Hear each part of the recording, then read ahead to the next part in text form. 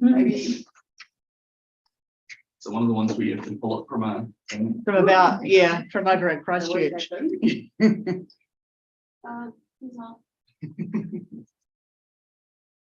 Let one of the strings go, maybe. Yeah, it's like when you pull one string, it does it, and I'd like this balancing act of doesn't want to do it all pretty. All right, I'll put my sunglasses on. Yeah, that's why it's not down, eh? Well, I just commented it. It is, eh? And how do we adjust these chairs so that my feet touch the ground? It's lost. Oh, Got it. Yeah. Getting closer. Thank you. Boom, look at that. Perfect. And if you just twist it so it's up a bit. 30. Yeah, that's perfect. Yeah, thank you. Yep, no, that's fine. Wayne? Okay. Well, good morning, everyone. Welcome to Traffic Speed Limit and Road Closures Hearing Panel Committee, 22nd of November. Thank you to the everyone for tuning up, especially those Elena and Mokwa. Thanks for coming in. See you guys here. We will start with a apologies. We have Deputy Mayor O'Leary, Councillor Taylor, and Councillor Hutt as partial. I'll move. Move. Yep. Second. Second. Yep. Yep. Pass. Oh no, all those in favour? Aye. Ayes have it. Confirmation of agenda. I'll move. Thank you, Ewan. Second to Hannah. Yep. All those in favour? Aye. Yep. Okay. Declarations of interest. Don't have any by the looks of it.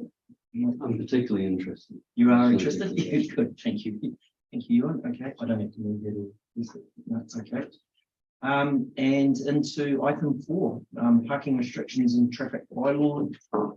Page 5 of diligent is a staff recommendation there. Welcome, Robin.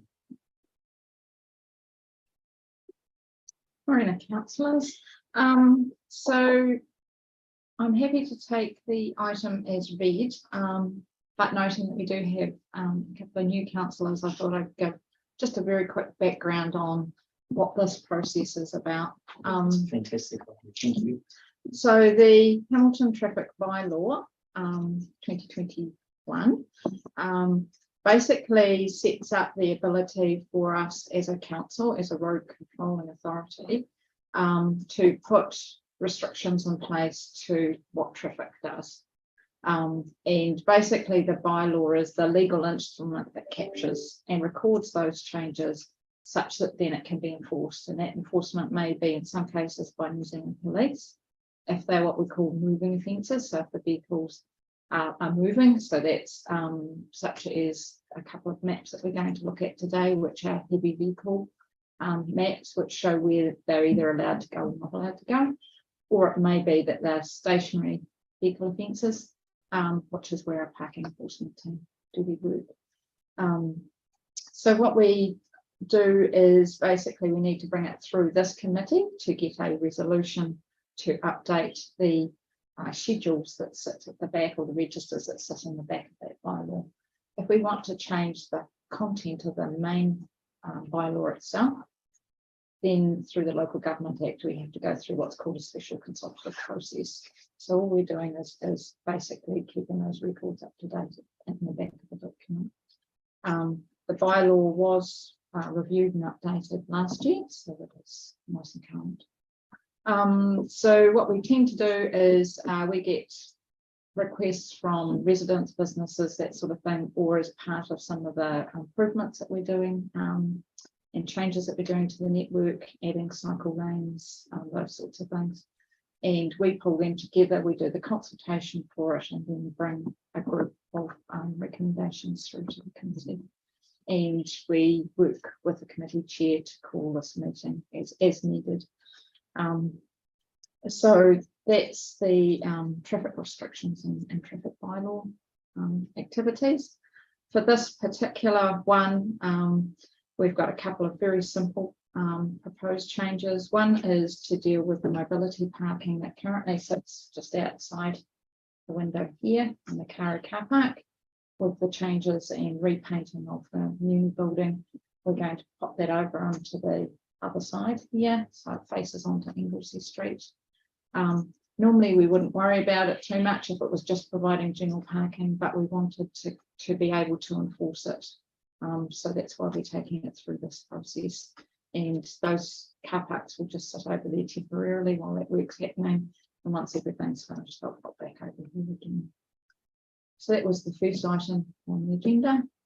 Is there any questions on that? Maxine. Just with regard to the mobility car parks, generally people with mobility issues already have it mapped out in their own mind where they're going to go to when they come into the city to park. Yeah.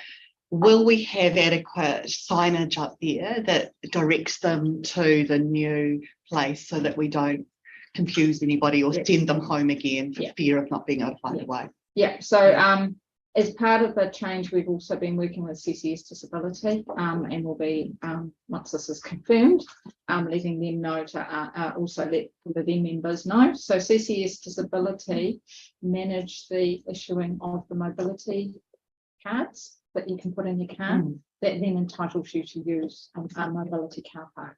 So they've got access to all of those records. So we work with them to try and make sure that people know what's happening. So once this is confirmed today, hopefully, then we'll be carry on working with them. But we'd already consulted with them about that change and they were happy with what we were proposing.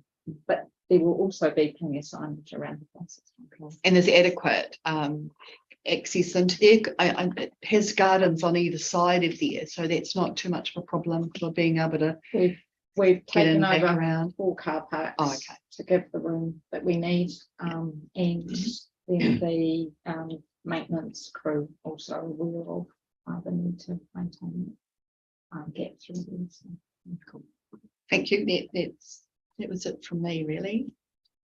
Okay, anyone else got any other questions they'd like to ask of Robin in your report? So the other one I can cover off is the other change that we're proposing through the this one, which is a change to some of the maps that we have within the bylaw. In this case for heavy vehicles. And the 3 changes actually. One is to show the Waikato Expressway on the maps. So that's obviously been a key change to the city and those connections. And then we've had 2 pieces of infrastructure completed recently, one being the urbanisation and upgrade of Ruakura Road and the realignment that now links into the expressway. And the other one was the completion of Wairau Drive down through to that Cobham Drive interchange. So it's basically just updating the maps to reflect that, so that when permits are issued, that's where the trucks are able to operate. In the case of the Wairau Drive one, we did have a temporary type detour, which was Naylor Galloway, and we'll be taking that off. So both of them are good for making sure that the trucks are on the right roads. The roads are built for those sorts of purpose and for reducing the amount going into residential areas. So they're just minor tweaks really, but ones that are quite worthwhile. So happy to take any questions on that. I'll move the recommendations on page 5, Chair. Okay, I'll seek in. More questions? No? We can go into debate if you'd like to, anyone would like to pass comment. I mean, I can start by saying great report, Robin, well done, we put together, easy to read, love the maps, makes a whole lot of sense, so good stuff. Team? All good, okay, those in favour? Right. Ayes have it. If I can just give them one first. No. One more. Oh, sorry. No. It's number 5, temporary road closures, sorry. Okay. Useful enthusiasm. Yes, exactly. Yeah. Too late. No, Too late. Yeah, what was that reference again? Like 40 seconds. 40 seconds Yeah. to receive a report. Yeah. Discuss, close. Yeah. So one of the other roles for this committee is to deal with what we call temporary road closures. So the difference between a temporary and a permanent is as per name. But temporary basically allows us through the Local Government Act to close a road for a short period of time. There's a number of reasons why that might be. Events is the most common. Obviously, the likes of the major storm events that they've had down in the sort of top of the South Island area is another reason why you might close a road temporarily. A permanent road closure is quite a detailed process and quite a lot different. And what that does ultimately is remove the status of road off that piece of land. That's quite a large undertaking for if no other reason that within the road corridor you generally have a whole lot of underground utilities such as your waters and gas and all of those sorts of things. And if it's not a road, then they're not entitled to be there. So you don't just permanently close roads at the drop of a hat. It's quite a big deal. So for this particular situation, for most of the events, we managed to work through with a piece of legislation that allows us to publicly advertise the intention to close 42 days in advance of the event. That gives the public the ability to lodge any concerns or requests. We work through that, and generally we don't have any problems to the extent that I've never brought a report to this committee through that process. If we can't meet that 42-day notice period, and that happens occasionally, unfortunately, COVID increased the frequency of it because that was a moving of lots of events at different times. Or you sometimes we have the organisers literally just miss the date. So we try very hard with those that we have as regular events to be in contact with them. But sometimes I need to request this meeting in order to process those ones that haven't met that program. So the process is basically we have to advertise to the public the intention to consider, which is this meeting. I consult with New Zealand Police and Waka Kotahi just to make sure that they're happy with it as well. In most, again, I've never had any difficulties with that because these are generally closures that we do on a semi-regular basis. They're well-known type closures.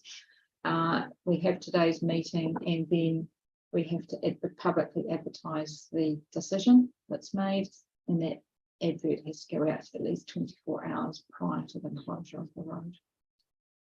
So for today, we have two closures. One is for the shed zone immediately outside the council building here to allow for the lighting of the Christmas tree.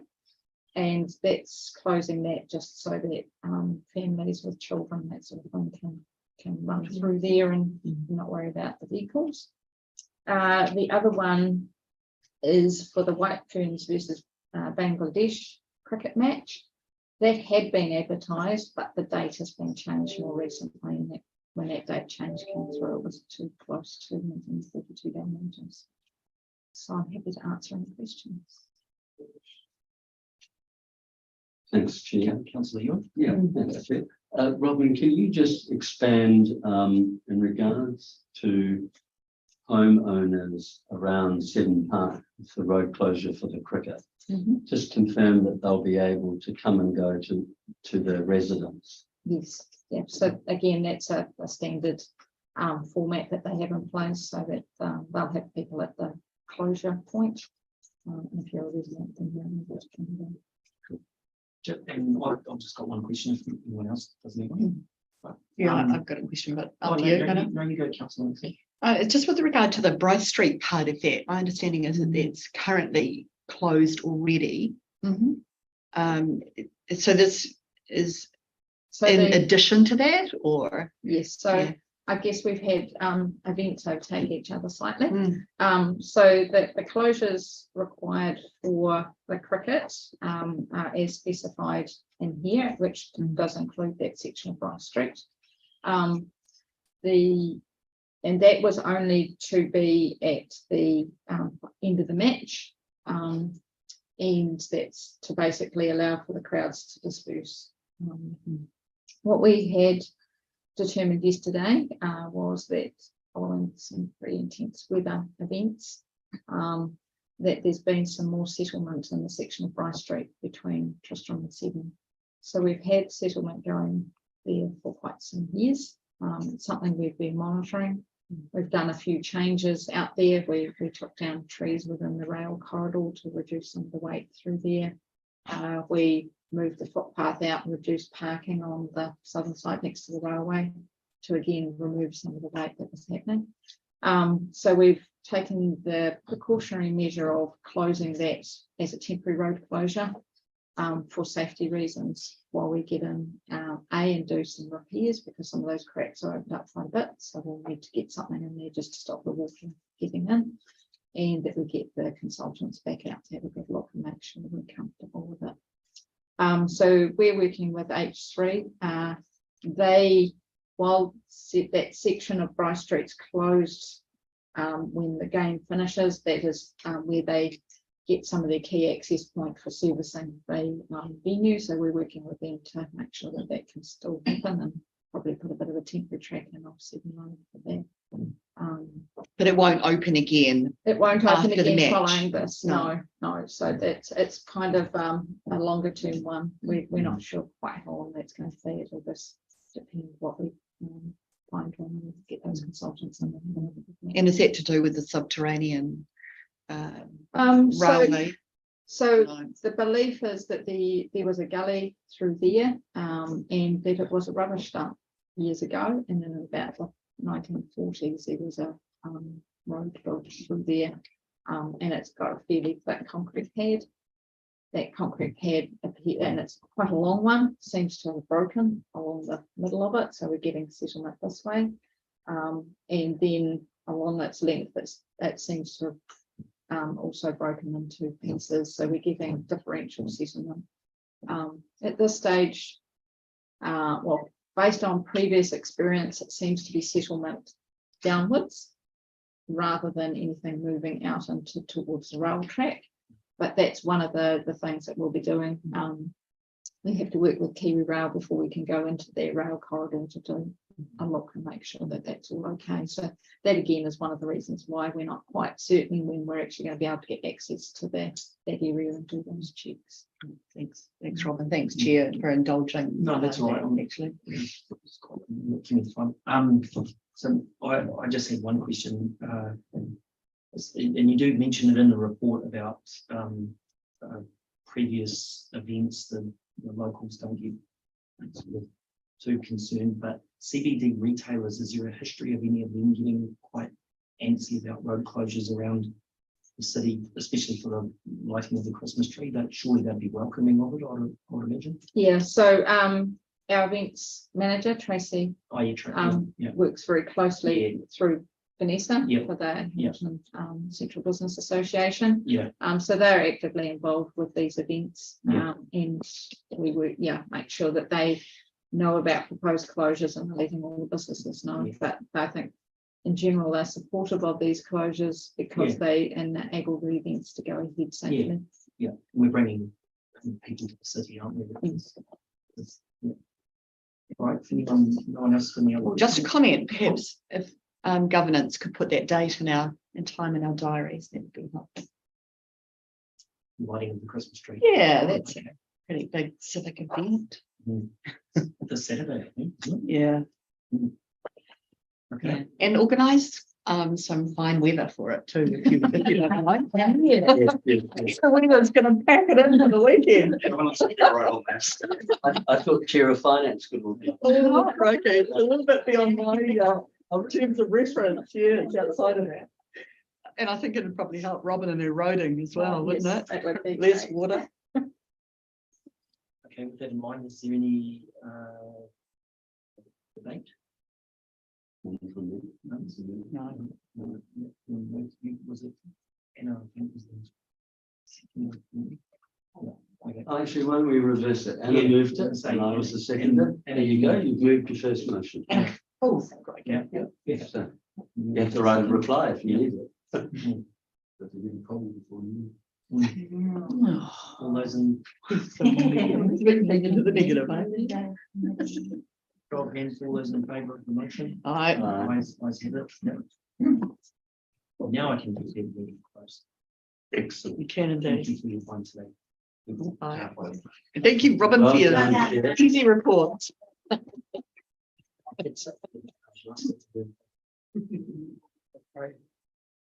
Well done. Don't worry about smashing that. And did you know that in the Yeah. in the chamber today,